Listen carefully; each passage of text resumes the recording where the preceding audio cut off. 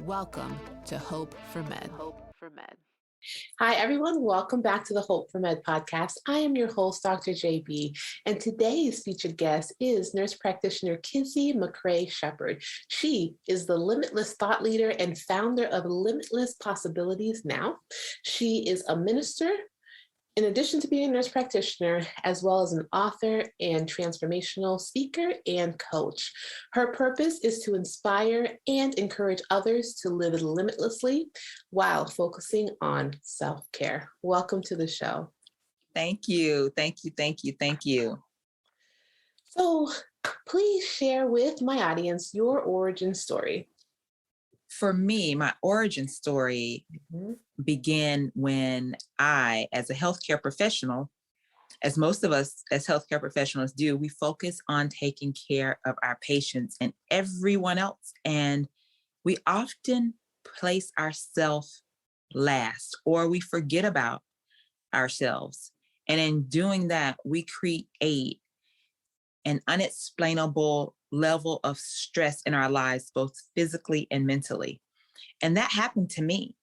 And in that process, I began to have health issues that were unrecognized because I didn't focus on me. And unfortunately, my wake up didn't come just because one day I woke up and said to myself, Kizzy, you need to get a hold of this.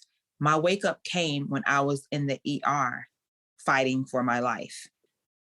I had signs that something was wrong, but I didn't listen to my body because I was so focused and running, that on that energy that we often have of taking care of others. Mm-hmm. And just one day, my body gave out. They got me to the hospital in time, but come to find out I had internal bleeding and my blood pressure was 50s over 30s. Oh, wow. And I lost over half of the blood in my body, actually 3 liters. So I often contribute my life to being here to be able to help other healthcare professionals and women alike to implement self-care practices. Because had I implemented the self-care practices, I would have reduced the level of stress and I would have answered when I had those signs that something was wrong. And I wouldn't be having to have massive blood transfusion to sustain my life. And then, so that's what led to Limitless Possibilities now and me focusing in on self-care, because I know if I'm like that, there's others like that. I see it daily. Wow. And so how long ago was that experience? It was at the peak of the pandemic, actually. So we know that in healthcare, all of our levels of stress increased with the pandemic. Healthcare has not been the same. So at the peak of the pandemic, not only was we had this change in healthcare and we're concerned about how we're going to save lives, how we're going to help families, how we're going to help our family. It was complete change. Some of us became immediate teachers for our children because now everyone was virtual. Mm-hmm. So at that time when I'm trying to manage that and juggle my job, my body too was screaming, I need help. And so walk me through what happened that landed you in the ER. Like, were you having symptoms that you just were not focused? Earlier that week, I felt a little dizzy, but I contributed to being in the Florida sun because it gets really hot in Florida. I was like, I just need some more water to drink. So I constantly drank water. So I got in my car, I turned the AC on really high and just hydrated. And I said, okay, I'm okay. So from that, I felt okay. Mm-hmm. And I had a couple areas where I had some pain and I just ignored it because I have a high level of pain, to the fact that I took care of a unit in labor all day. And I contribute that to being in the military. I'm also a military veteran. So I handle my pain different. And I ignored it. I'm like, oh, it's just a little bit of pain. It's nothing too serious. Well, that was that Monday, take it to that Friday at the end of the week. I go into the office and I hear all of a sudden I felt like a heaviness fall over me. And I began to profusely sweat. And I'm like, what is going on? It's like my body was in that fight or flight. It was like, we've got to fight. I had no idea. And then I fell to my knees and my colleagues rushed over and I was taken off to the local trauma center. And at that point, that's when it was discovered that something was seriously wrong with me. And I was foaming out of the mouth. I couldn't even speak. When I went to go speak, I was foaming. So immediately I'm like, what in the world is going on? I was like, am I having a stroke? What's going on? Am I having a heart attack? All these things was rushing because I didn't know what was going on, but I was having this excruciating pain. And honestly, they thought that I was on drugs because I was foaming out of the mouth. Wow. That was the first thought. To God be the glory. They allowed my husband to come back. And it was at the peak of COVID. So I know I often tell people that was just something that was divine. And so he was there to advocate for me. So I'm so thankful for that too. But when they did the scans and realized that I had an abdomen full of fluid, they realized it was something totally different. Mm-hmm. And at that moment they scanned me, they realized I had a baby in my uterus and also I had a tube, one in my tube. And so that's what actually happened. I had a ruptured tube. You had a ruptured ectopic pregnancy? Ectopic pregnancy.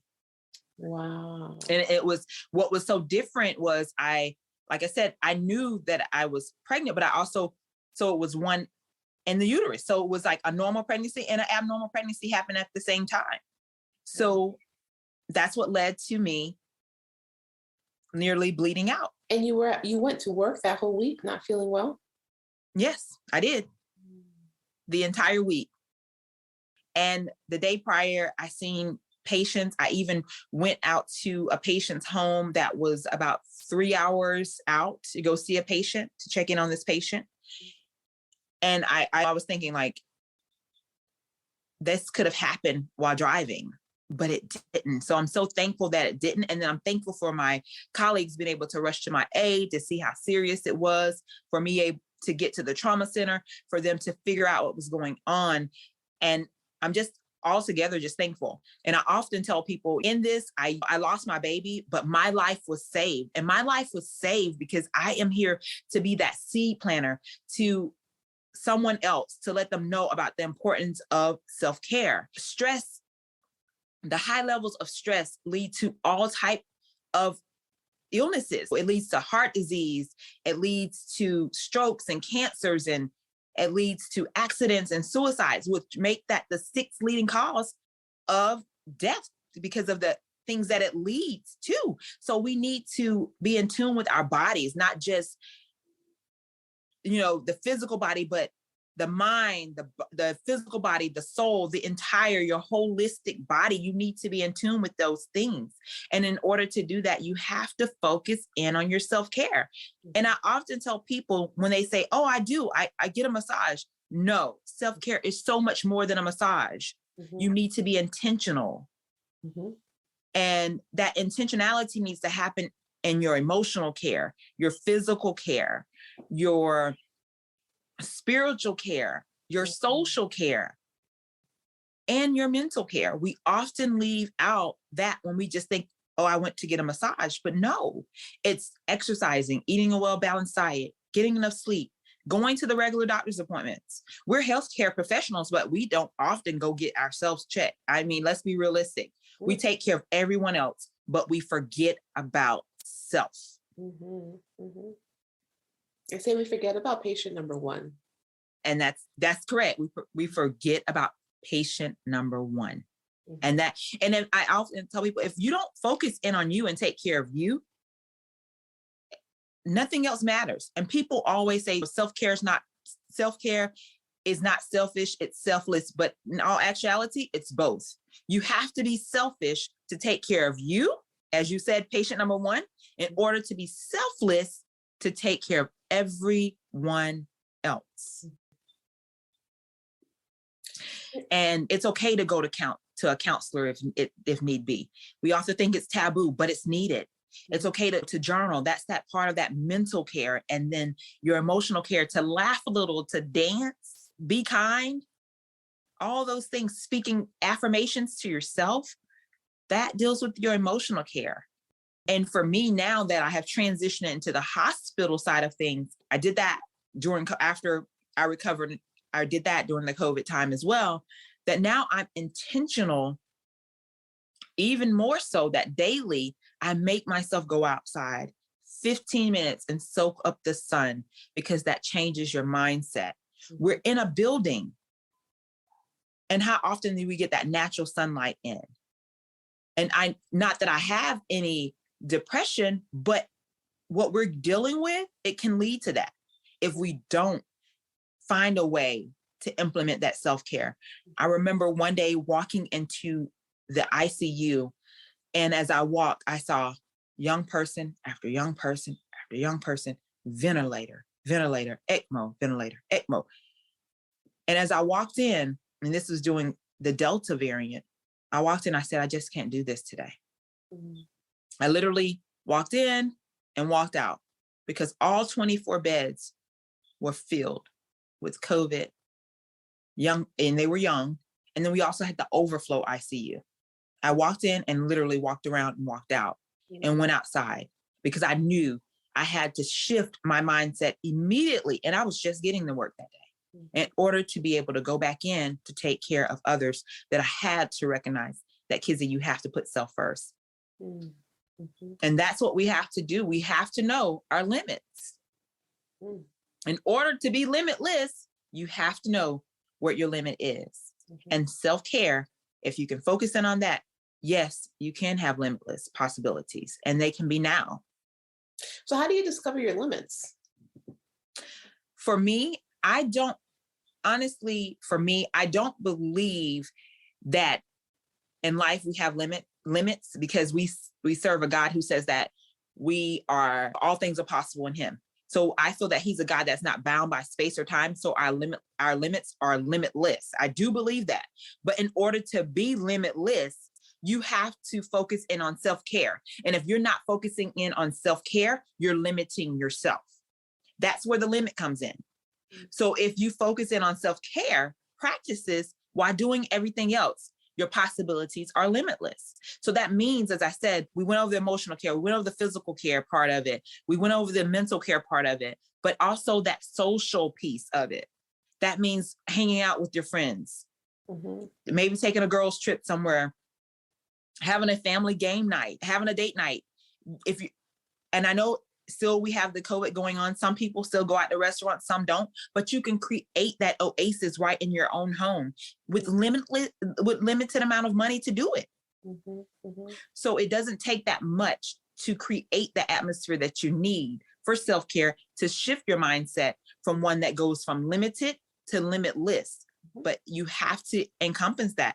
And knowing that you have that spiritual care piece of it, to me, is the most important part of self-care. That prayer, that meditation, that time, that intimate time with yourself, that intimate time with a higher power, that helps you with self-discovery. So for me, I just think that is the most important piece of the self-care piece, because if you know who you are, and in daily you're speaking to that person that you are in the inside, then that begins to display on the outside. You consistently have that smile. You consistently can speak life into yourself when you have those low moments. And being kind. My great uncle, who recently passed, he transitioned, he was 99, and he always said, be kind, right or wrong. And I live by that. I go in, I speak, hi, how are you? Someone could look at me, they could not speak, they could, but that doesn't change me. And even now when I go in and the nurses, I say, hey, how are your day today? It's going, Miss Kenzie. I said, your mindset is everything. And I begin to just speak life into everyone I come into contact with, because that is the key, planting that seed, letting them know you don't have to be changed by your atmosphere. You can change the atmosphere. And it starts within. That's right. That's right. So if you don't mind us revisiting what you talked about in the very beginning, in terms of what happened when that landed you in the hospital and completely changed your life. Yes. That is a very tragic and traumatic experience. And I'm sorry for your loss. Thank you. And so if I heard you correctly, you lost both babies? Yes, I did. The doctor told my husband that he would do his best to save the baby in my uterus, Mm-hmm. but the goal was to save my life. Mm-hmm. And so my husband, sorry, I get a little emotional when I talk about this. My husband informed the doctor that if he had to choose between me and the child, that he would choose me every time. Mm-hmm. And he often tells me that now, and I get emotional about it because I have such desire to have another child, but I know that I am here to help someone else and that life isn't over. Mm-hmm. And if I never have another child, then I'm at peace knowing that I am a part of that change to help someone else individually, within the community, and even nationally, to know the importance of self-care and how it leads to the prevention of chronic illnesses. And so in that, my life was changed, but it made me listen to what I had been hearing God say for so long. And I started journaling even more. Mm-hmm. It even led to me going ahead and moving forward with my book. And a lot of things birthed from this. So from this, God had been talking to me about limitless possibilities and self-care for years. And I didn't move. It took this for me to move. So Limitless Possibilities was birthed in Limitless Possibilities Now was birthed through this. My book was birthed through this. Be Limitless, Trusting God's Plan was birthed from that experience. My coaching was birthed from that experience. I became an international speaker from that experience. So there were so many things that happened from that. Mm-hmm. And I am pouring into the life of others even more. And it's things that I was doing prior, but I wasn't as effective in them as I am now, because now I really focus in on intentionality. Mm-hmm. And so in those recovery days, what did you do to help you get through this experience? So for me, in those recovery days, again, like I said, the spiritual care piece is so important for me, because I literally got deeper into my word, mm-hmm. to get a greater understanding of things, focus in on a lot about Hannah and other heroic women in the Bible, mm-hmm. did a lot of digging in that, focused more on journaling. Mm-hmm. I talked about how I was feeling to my family. Mm-hmm. I did research I researched even more. I talked to God. I cried. I didn't hold it in. And so many times we think that we have to be strong. Mm-hmm. And I often contribute that to, I call it that ancestral. It's like, I call it the ancestral DNA, like something that we've identified with ourselves from our ancestors, because we saw mama do it and grandma do it and great grandma do it. They had everything on their backs. They held it together. They were strong. And we thought that that was something that we had to do. But then I realized that in my weakness, mm-hmm. I'm actually strong, because God says that in your weakness, His strength is made perfect. Mm-hmm. So I realized that that's my strength, is say, hey, I'm weak right now. Hey, I'm sad, I'm vulnerable. Mm-hmm. And releasing that and not holding all of that in. Mm-hmm. And I knew that I had so much access through my job. They made sure that my family had meals the entire time. That was something that they took that worry off, so that my husband would be able to focus on me. My mom would be able to focus in on me. And then because of the job that I do, we have bereavement counselors available. Mm-hmm. So I was able to get everything that I needed, whether I spoke to that counselor or I used EAP to speak to another counselor. I had those opportunities to do that. And so often we don't, but it's okay. Mm-hmm. Yeah. So I think that that's extremely important. It's a very, very important point, because it's expected that there's going to be a lot of emotional turmoil from an experience like that. And as healthcare professionals, oftentimes we're like, oh, I'm just going to tough it out, or Mhm. I'm not going to address what I'm feeling. I'm just going to push it under the rug and keep going. And so, but for you to get to where you are and to really change that experience into a building block for you to launch your business, it seemed like you actually processed that. And so that's why I was asking that question, because I wanted to know, like, did you receive any counseling or whatnot, and the other resources that you leaned on to really help you get through, because you can't do this alone. Absolutely. Absolutely. So tell me a little bit more about Limitless Possibilities and what you offer. So with Limitless Possibilities, as I said before, my focus is on healthcare professionals, women, to focus in on the importance of that self-care piece, how to reduce stress as professionals, because stress contributes to a number of things. But if I can help you create that strategic plan for whatever your goals, whatever your dreams, whatever you're trying to accomplish, by helping you to reduce that stress level, implement the self-care, I feel that I've created the greatest change. I help some people, individuals, discover what their purpose is, because some of us are just living life and we're just doing it because we believe that we just have to do it. But then we're not happy. And if you're not happy and you're dissatisfied, that can cause a level of stress as well. To go into the same job every day hating it, it creates issues and it interrupts your self-care.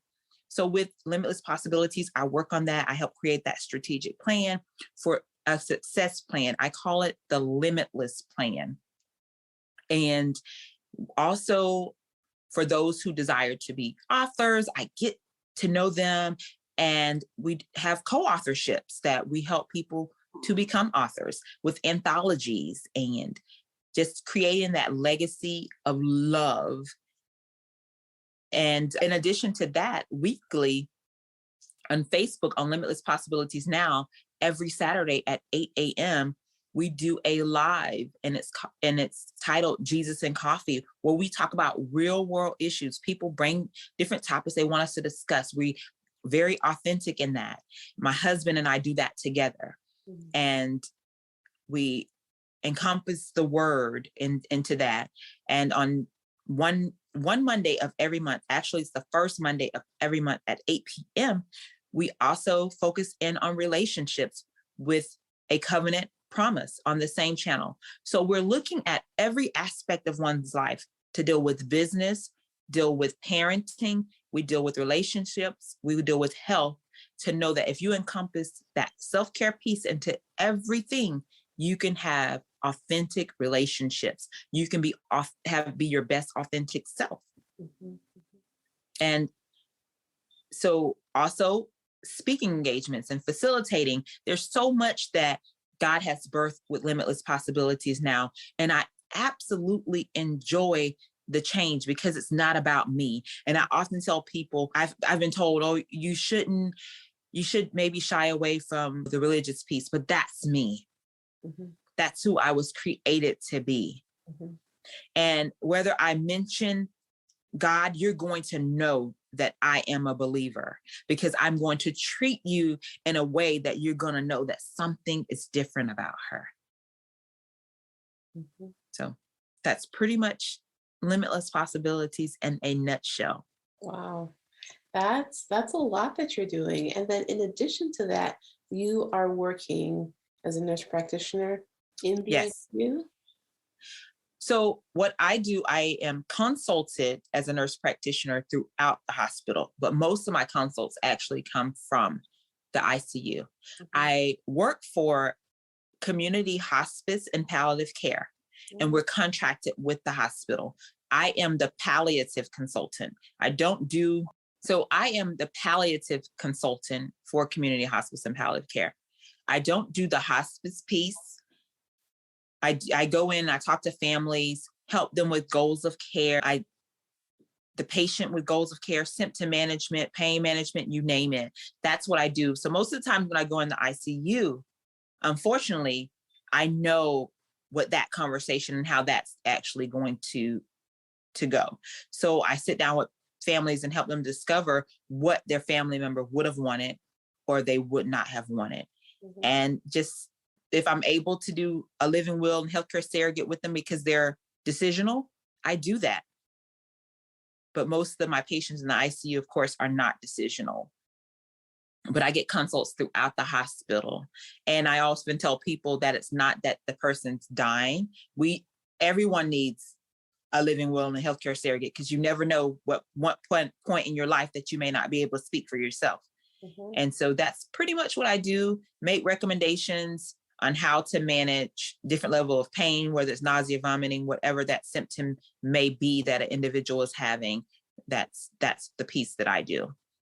And if it is that they need hospice, we talk about what hospice is, because most people believe that palliative and hospice are one and the same. And I often have to tell them they're not married, they're separate. They're sisters and brothers. Mm-hmm. That's the best way I can describe it. They're sisters and brothers. Mm-hmm. So I also do that with families, educate. Okay, so tell me a little bit more about how the relationship between. So the differences. Okay, so palliative is strictly for someone who is going to continuous curative care. They want to continue treatment. They just need symptoms managed. They need goals of care. They need someone who's that piece, that advocate piece, who's going to collaborate with their entire team to make sure that they're getting everything that they need. So that's the palliative piece. And it only involves a nurse practitioner or a physician. Mm-hmm. And if you're doing an outpatient, that nurse practitioner or physician comes out to wherever you are and they see you once or twice a month just to check in on you. And if they notice something's off, they'll pick up the phone and collaborate with their team, the other healthcare professionals that are involved in your care, to update them on things that they may see.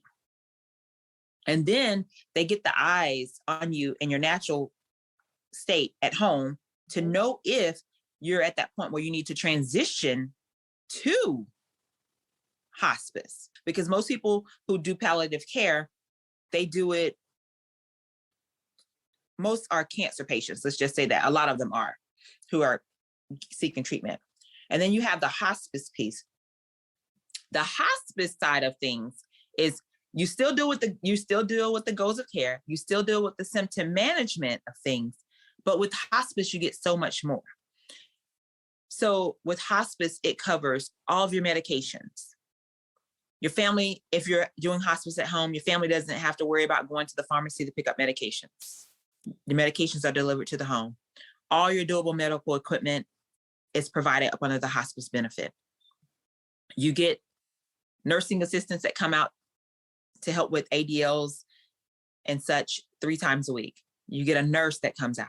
You get a nurse practitioner and a physician on the team. The nurse practitioner or physician comes out to see you. And that is done about once a month, unless there's a need for something sooner. But the nurse goes out to see you and they will contact that physician or that nurse practitioner, and changes will be made to your medications. You also receive a chaplain and a social worker to help with different affairs. And you get a volunteer that comes out to sit with you. Some people are lonely and don't have that person, and that volunteer becomes your person. Mm. And in addition to that, if in the middle of the night, your family notices that something's not right, there's 24-hour access. So a nurse would come out to the home and do an assessment. And there's always someone on call, whether it's a physician or a nurse practitioner or both, to make sure that you're getting everything that you need. So that's the difference. Those are major differences. And with the hospice piece, if that nurse comes out and they look and they say, okay, I think Mr. John Doe needs to go to the emergency room or need to go to the hospital for a treatment, they can. People think that once someone is on hospice, that everything stops. But in fact, if something needs to be taken care of, they can go into the hospital, get that taken care of. The hospice still is paid for under the hospice benefit, and they get to go back home. We often tell people care doesn't stop. And people think that that's what it means, that care stops. It means that you get quality of life at end of life. We don't cut things off. We make sure that you're comfortable. It's about comfort and care. We even have some patients that are on tube feeds and they're in hospice. We have patients that are in nursing homes that are on hospice.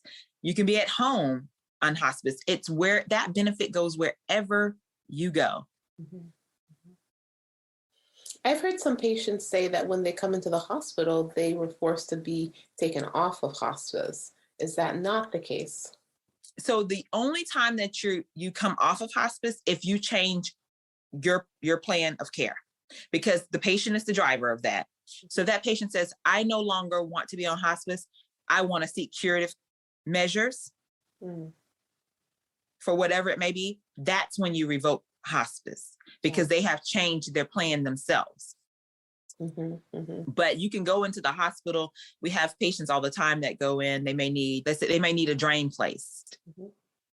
They come in, go into the hospital. They're admitted. IR does whatever needs to be done to place that drain. They're back home. They never stop their hospice, and the hospice team actually goes in to see that patient while they're in the hospital.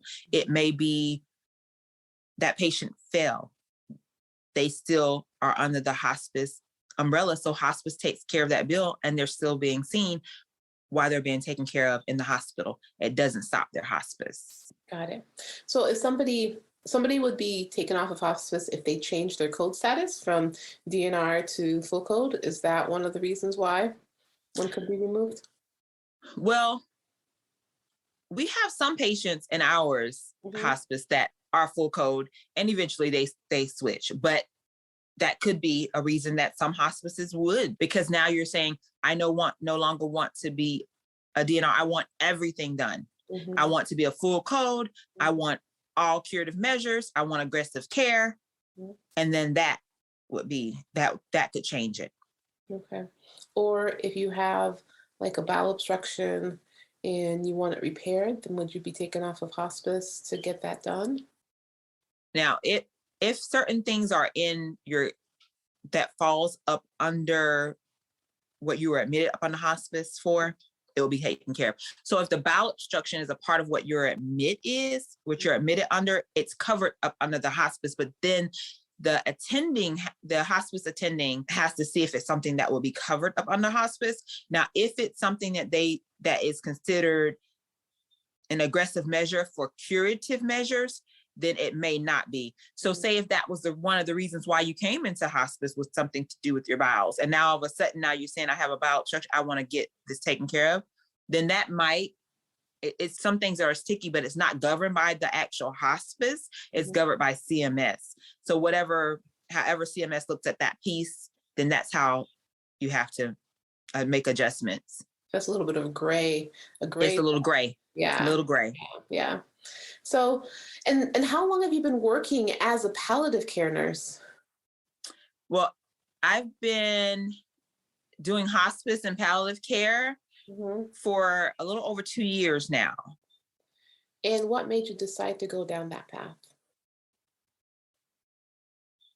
Honestly, it goes back to being in tune with my Heavenly Father. It was something that God did for me because I left the VA. I didn't know the importance of why I had to leave. But when I went for the interview, and actually I never even applied for this position, a recruiter contacted me and I went for the interview. I said, okay, it won't hurt. And I was like, okay, God, you need to let me know if this is what you have for me. And I like to think that everything we do in the medical field is ministry because it's a type of ministry, so as I left from that interview, I'm driving down the road. As soon as I say that, a bus passed by and it has on it community hospice and palliative care. I said, I guess that's my sign. So as I said before, so I'm working there. I know I'm making an impact. I make these connections in the community. We build what we call Eastside Health Initiatives, where we're collaborating with the pastors and different leaders in the community to create change in the African American community because hospice is looked at as taboo. We're educating. We're talking to them more about what the importance of having a living will and different things like that. So then I know that I am actually where I need to be, because I'm able to connect with other individuals. I'm able to connect with community leaders, people that I already know who have an impact that's able to create change in my community. Mm-hmm. So I get to serve my community. Mm-hmm. So I knew I was where I needed to be by serving my community. Then when the incident happened to me, when I was going into the office that day, and the way that they responded was like unexplainable. My director immediately yelled out and yelled, "Bring my prayer blanket and my pillow from the office." Immediately, they're taking care of me, taking my vitals, they're doing everything. They are praying. I knew I was where I needed to be. And then this company was built on Christian values over 40 something years ago, about 43 years ago. A pastor, along with some parishioners and a doctor, and they started this company. It was built on community values, providing for the community. Mm-hmm. So in that self, I knew that I was right where I needed to be. Mm-hmm. Mm-hmm. I don't know how long God will keep me here, but I know that as I am here, I'm doing what I need to be doing. And to know that I received that immediate prayer, what I needed to, that reassurance for me, it was important to know that meetings are started, and they, in the morning time, when we have meetings, they begin in prayer. Mm-hmm. That was so important for me. I just didn't know where he was taking me. But then when all that happened to me, I was like, if I was still at the VA, I was there for 10 years. I was involved in federal government for 10 years. I would probably have one person that would make sure that my family was okay, but I wouldn't have a whole entire organization making sure that I am okay and my family was okay. So everything in life is strategically done for just that moment. Mm. So I was placed right where I needed to be. So I'm effecting change for someone else, and they impacted me and infected change for my family. Mm-hmm, mm-hmm. And this incident where you ended up having to go to the hospital happened shortly after you started working there. Yes, it did.